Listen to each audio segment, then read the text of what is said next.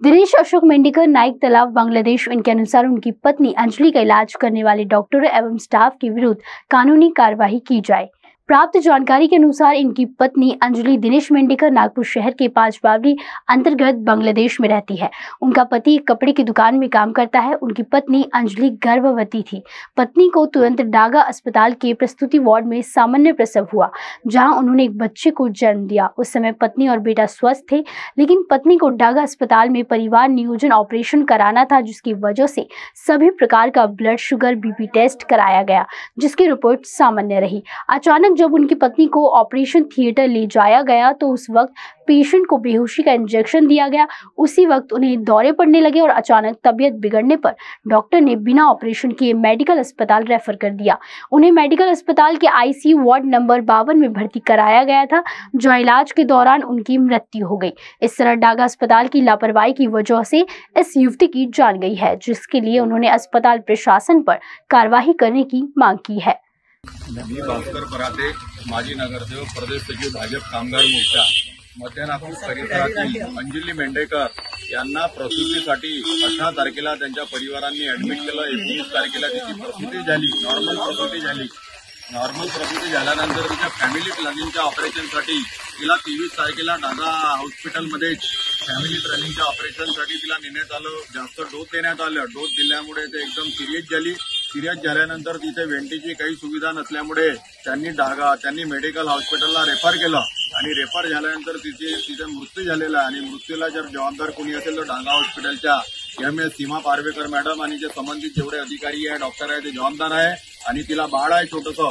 तर मेंढेकर परिवाराच्या वतीने मी प्रशासनाला विनंती करतो की हे जे डागा हॉस्पिटलचे जे प्रशासन आहे त्याच्यावर सदोष मनुष्यवधाचा गुन्हा दाखल करावा।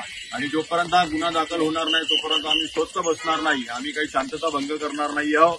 शासन आमचे आहे, परंतु जो जबाबदार अधिकारी आहे त्याच्यावर कारवाई व्हायलाच पाहिजे। यासाठी आम्ही आमचे फडणवीस साहेब यांना भेटणार आहोत आजच, आणि दटके साहेबांना याची माहिती दिलेली आहे। आम्ही लवकरच प्रशासनावर कारवाईसाठी संबंधितांना आदेश देण्याची सुद्धा शासनाची तयारी आहे आणि आम्ही ते करून राहू। मेंढेकर परिवाराला न्याय मिळवून देऊ अशी मी हमी देतो। नमस्कार। मी दिनेश मेंढेकर, माझी वाईफ अंजली मेंढेकर, त्यांना 19 तारीखला दवाखान्यात त्यांना ॲडमिट केला।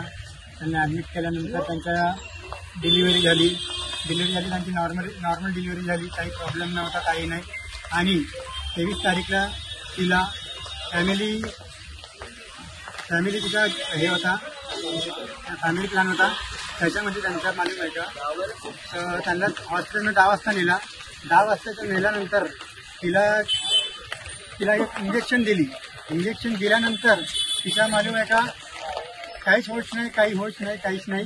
तिला मग डायरेक्ट तिला मेडिकलमध्ये नेला। मेडिकलमध्ये घेऊन गेलं, काही वेळ राहिली मेडिकलमध्ये आणि तिचा मृत्यू झाला।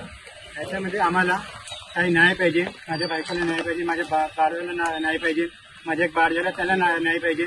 आणि मी म्हणतो काय, जेही असेल त्यांना अटक करावी। डागा हॉस्पिटलमध्ये कारवाई झाली पाहिजे आणि कोण आहे त्यांनी जे केलं आहे त्यांच्यावर कारवाई झाली पाहिजे। बांगलादेश नाईक तलाव परिसरातील अंजली मेंढेकर यांचे डागा हॉस्पिटलला 19 तारखेला ते ॲडमिट झाल्या आणि ॲडमिट झाल्यानंतर त्यांची नॉर्मल डिलिव्हरी झाली। पहिली त्यांना मुलगी आहे 3 वर्षाची, दुसरी पण नॉर्मल डिलिव्हरी झाली। आणि 23 तारखेला काल जेव्हा यांना फॅमिली प्लॅनिंगच्या ऑपरेशनसाठी त्यांना घेऊन जाण्यात आलं तर त्यांना डोस जास्त देण्यात आले त्यांच्या डागा हॉस्पिटलच्या डॉक्टरांतर्फे। असिस्टंट डॉक्टर आहे, ट्रेनिंगवर जे डॉक्टर आहेत त्यांनी जास्त डोस दिला। जास्त डोस दिल्यानंतर त्या एकदम सिरियस झाला। त्यांना काही लक्षात आलं नाही, तिथे वेंटिंगची सुविधा नाही, त्यामुळे त्यांनी मेडिकलला रेफर केलं त्या पेशंटला। आणि त्या पेशंटला मेडिकल जाताबरोबर त्यांची मृत्यू झाली। आणि या सगळ्या गोष्टीला जबाबदार डागा हॉस्पिटलचं पूर्ण प्रशासन आहे, डॉक्टर आहे आणि ते हात झटकत आहे। ते म्हणत आहे की बा हे आमच्या हातून चाललेलं नाही, मेडिकलच्या हातून झालेलं आहे। आणि त्यांचे जे परिवार आहे त्या सदम्यामध्ये आहे। आणि त्या परिवार त्यांची जे आहे जे मृतकाचे जे आरोपी आहे तर त्या आरोपीच्या विरोधात तहसील पोलीस स्टेशनमध्ये गुन्हा दाखल करण्यासाठी आलेले आहे। तहसील पोलीस स्टेशनचे जे पी आहे संदीपजी सुवास आहे त्यांच्याशी चर्चा झालेली आहे आणि त्यांचे बयानसुद्धा सुरू आहे। परंतु अद्यापही काही डागा हॉस्पिटलचं प्रशासन आपल्या अंगावर घ्यायला तयार नाही आहे। आमच्या सगळ्याची भारतीय जनता पार्टी कामगार मोर्चा, भारतीय जनता पार्टी मध्य नागपूरच्या वतीने जे ढागा हॉस्पिटलचे जे प्रशासन आहे आणि ज्या सीमा पारवेकर ज्या मॅडम आहे MS मॅडम त्यांच्यावर सदोष मनुष्यवधाचा गुन्हा दाखल व्हावा अशी मागणी आहे आणि आमचे नेते आमदार प्रवीणजी दटके यांना सुद्धा या माहितीची सूचना दिलेली आहे. आमचे सुनीलजी मिश्रा जे आहेत OSDI साहेबांचे DCM साहेबांचे त्यांनाही या माहिती दिलेली आहे.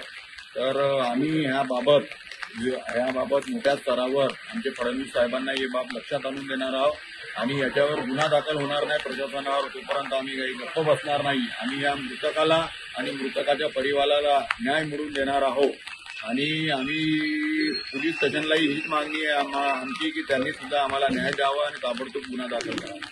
सनशाइन इंफ्रा ग्रुप लेकर आए हैं सनशाइन इंफ्रा 7 मौजा खरसोली में। भरोसा अपनों पर, भरोसा अपने निवेश पर। NMRDA सैंक्शन विद RL plots for sale.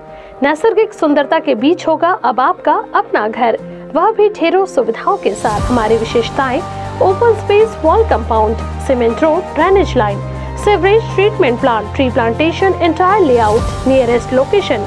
Layout से मात्र 6 किलोमीटर की दूरी पर मिहान, 10 मिनट की दूरी पर पोदार और SS इंटरनेशनल स्कूल, 1.5 किलोमीटर की दूरी पर आउटर रिंग रोड।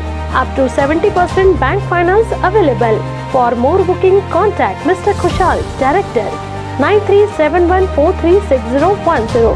आवर office address: plot number 2021 Jogi Nagar ring road, Shatabdi square, beside Atharva tyre, Nagpur.